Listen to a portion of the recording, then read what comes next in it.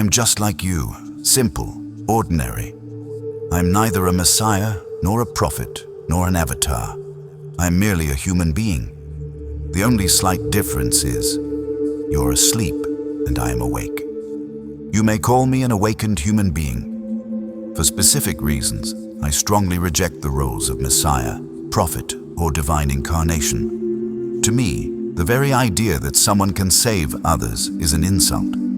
Because if someone can save you, then they also have the power to drown you. Both powers go hand in hand. I am not a prophet presenting messages from a god. I believe existence is divine, but there is no God as a person. It's a quality of creativity, not a creator. Therefore, those who create are more spiritual than those who pray to a non-existent God above the skies from churches, temples, or mosques. They are simply deceiving themselves. I'm not a Messiah, specially sent by God. First, I don't believe in a God who sends anyone. Second, for argument's sake, if there exists a God capable of creating the entire cosmos, then surely he doesn't need middle-grade messiahs or prophets to transform people. He could do it himself. These people who call themselves messengers or sons of God might not be bad people. Their intentions might even be good. I do not doubt their intent, but they are completely wrong. And because of them, humanity has suffered greatly. I want people to realize that they have the potential to descend into the lowest depths of consciousness or rise to its highest peak. They can have companions: Buddha, Muhammad, Jesus.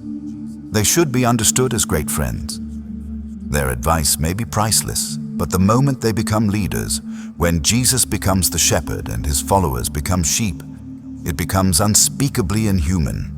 When Muhammad becomes a prophet of God, he elevates himself above humanity. That is nothing but an arrogant notion. When Buddha allows people to worship him and his words must be accepted with blind faith, he too harms humanity. I do not belong to their category. I am just like you, ordinary, but I am conscious and you are not. That's not a big difference. You can become conscious too. I can guide you like a friend, but you must walk the path yourself.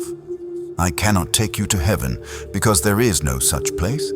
These are all fabricated stories to exploit people, heaven, hell, tools of simple psychology. People are controlled by two things: fear and greed. Hell instills fear. Heaven offers greed. It's very easy to manipulate people between these two poles. No one wants to suffer in hell forever. Everyone wants to live in heaven and enjoy eternal bliss. Naturally, if you want heaven and not hell, then you must follow those who claim to be messengers or sons of God. Humanity has endured suffering for thousands of years. No prophet, Messiah, or Savior has helped. In fact, they've created problems. They invented religions. It must be clearly said, truth cannot be organized. It is not something for the masses. It is entirely personal. Each person is absolutely alone in their journey to the depths of their own being. They go and discover it themselves. Everyone is born to become a fully awakened being. This is my definition of spirituality. To me, whenever you do something wrong, it's because you are unconscious. And whenever you do something right, it is only possible when you are conscious. So I reduce your entire religion and morality into two simple principles. If you act unconsciously, you will harm. If you act consciously, you will do good and make life beautiful. These so-called prophets try to place themselves above others because humanity lives in spiritual slavery. People don't want to be free. They want protectors.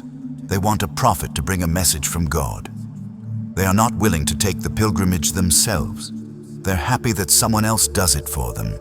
And those pretending to do so enjoy a great sense of ego. They might have been good people, but there's a subtle current of ego in them that cannot be denied. I have no such ego. I just want to live among people. And maybe that's the only way to truly help. When someone is so high above you that you can't even reach their feet, you begin to believe that such experiences are for special people only. You are not the only son of God. You are not the last prophet of Allah.